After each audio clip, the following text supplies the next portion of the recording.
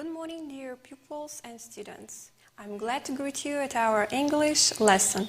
My name is Miss Marina Lebedeva, and let's start our topic.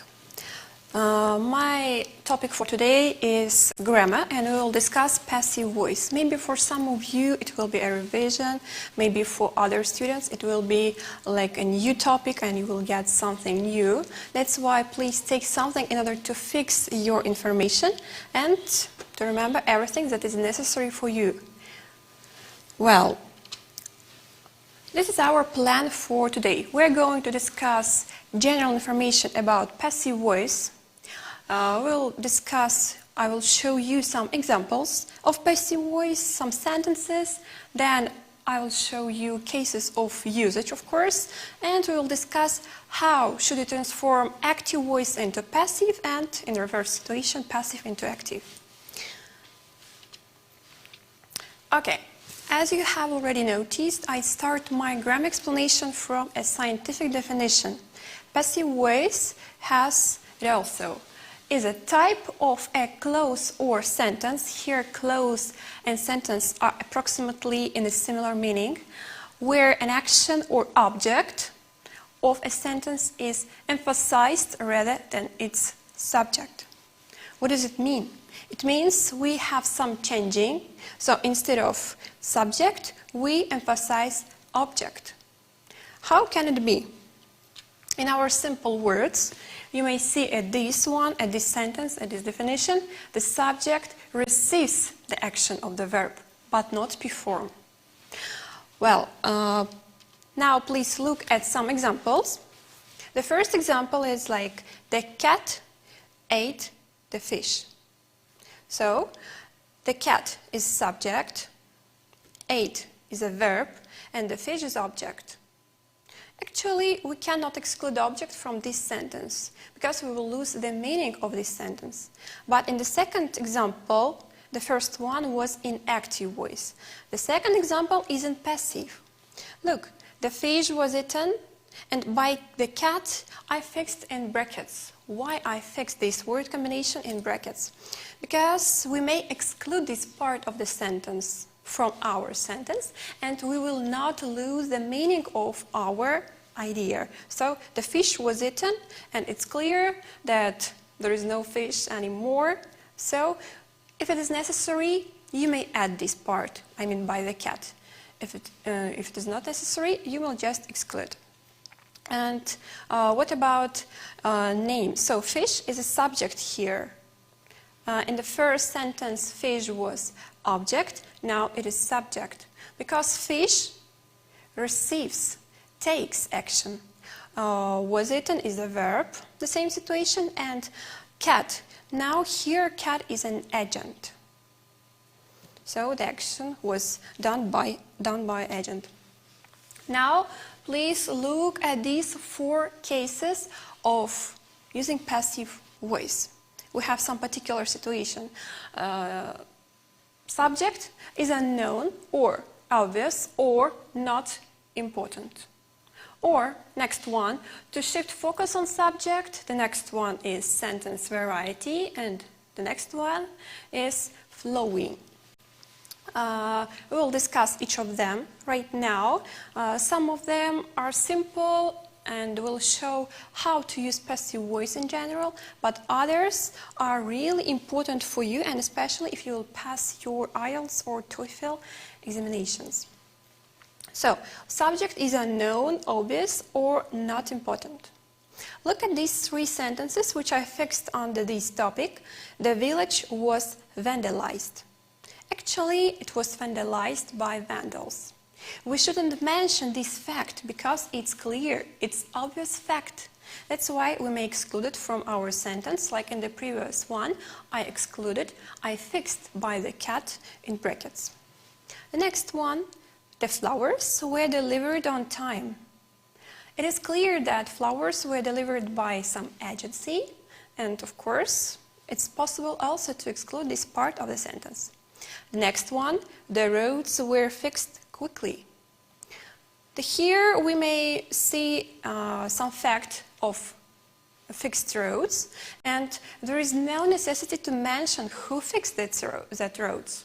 We are happy because we may write there, and that's all. And also pay attention, we use passive voice when we would like to say some really important information or fact. Like in my last example, the airplane was invented in the early 20th century. Actually, the main idea is about airplane, about its invention. So there is no necessity to mention agent.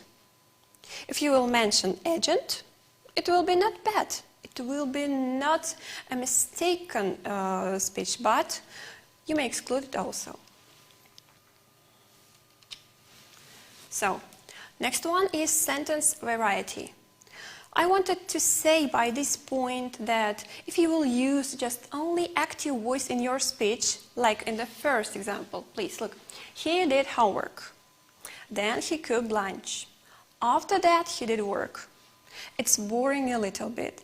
That's why instead of that, it is possible to change our speech, to beautify it, to make it more interesting for our listeners. Like, he did homework, other work wasn't done until he had completed cooking. Wasn't done was expressed in a passive voice. So using this construction, we may do our speech more beautiful and interesting for our listeners.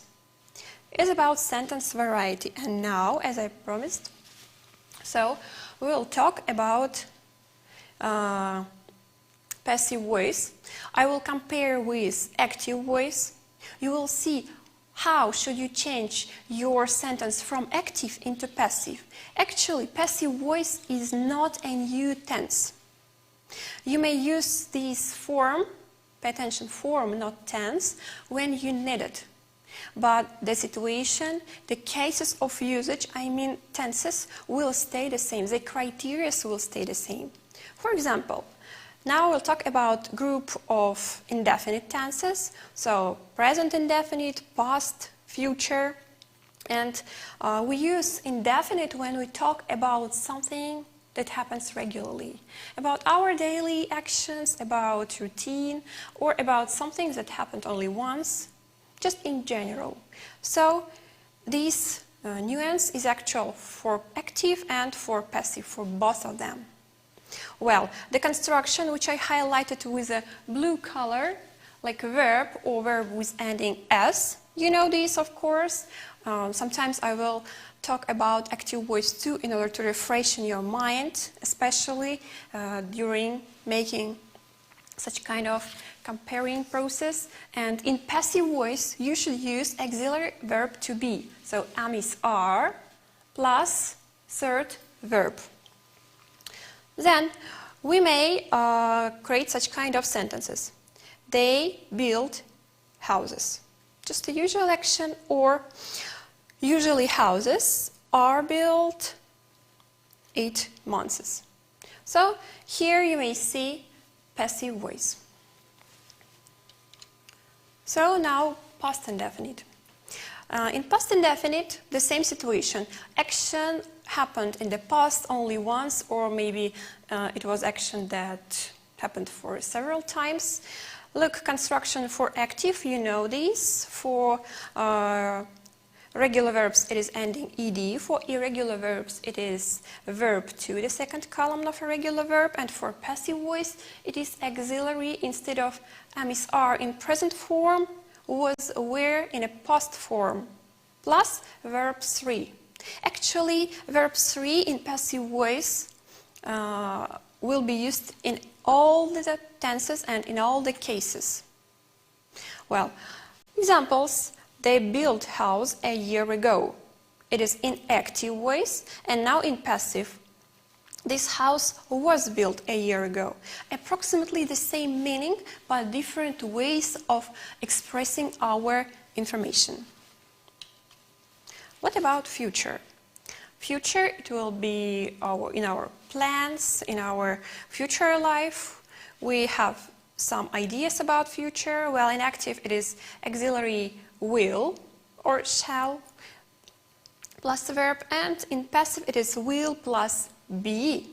This word, be itself. Not its forms like are or was, were, just be, will be, and verb 3 with its meaning. So the first sentence in active voice, they will build a new house next year. So someone will build house, it's clear, and this house will be built. As you can see, will plus be, which we cannot exclude, of course, and build, verb in a third form. Okay. Next one is continuous. Continuous tenses we use when we talk about something that is prolonged, that is continuing right now at the moment of our speech, or it's timely takes place in our life for some period of time. In active voice it is are plus the verb with ing, and in passive form it is are plus being and verb 3, as I told you before. So please look. I am writing. It is active voice. I'm writing now. It's a process at the moment of my speech. And next one, this letter is being written now. The same situation, but we have also agent and we have subject. Subject receives the action. Past continuous, again constructions, pay attention to the active was were plus the verb ing, and passive form was were plus being plus verb 3. So I was writing in active form, this example, and next example in passive voice. When my friend called me, the letter was being written. So continuous, and about future. Active voice and passive. So active voice looks like will, be, and verb with ing. So, but what about passive voice? It doesn't exist. That's why it's really simply to remember that you shouldn't say something in passive voice in this kind of tense. That's why I expressed only one example here. So now about perfect tenses. Perfect, in other words, we may say resultative. Why resultative? Because we're talking about result up to some moment. If we talk about present perfect, it will be result up to now. If we'll talk about past perfect, it will be result, it was result up to some moment in the past which finished earlier than another action in the past. And future, it will be finished by some particular moment in future. And so please look at these constructions. Present perfect. Have has plus verb ed, verb 3. Passive voice, have has plus been, the difference is in been, and verb 3. So examples, they have already built that house. And in passive form, this house has been already built. Past perfect, as I told you before a couple of minutes ago, that we use it when we talk about action which was finished earlier than another action in the past. In active voice, it is had plus verb 3, or past participle we used to say like this, and in passive form, it is had plus been, like in perfect but present, and verb 3. Look at these two examples in active and in passive voice. In active, like, they had built that house before winter came. And in passive voice, this house had been built, our construction, before I came. So I came, but before we've got that house built. So now, future perfect. in active voice and in passive voice. In active voice we use will plus have and verb 3, and in passive voice will plus have plus been and verb 3. It's such a long construction, you should remember. You shouldn't be confused when you will create your sentences, when you will write or say them. Just follow these rules. I will have written, or the letter will have been written by 6 o'clock. So now let's talk about types of passive voice. We may differentiate these sentences which are expressed in passive voice into two types. So short passive and long passive. What does it mean, short passive? As I told you before, we have some construction. We have main construction where subject receives action and verb. So object, after that verb and agent.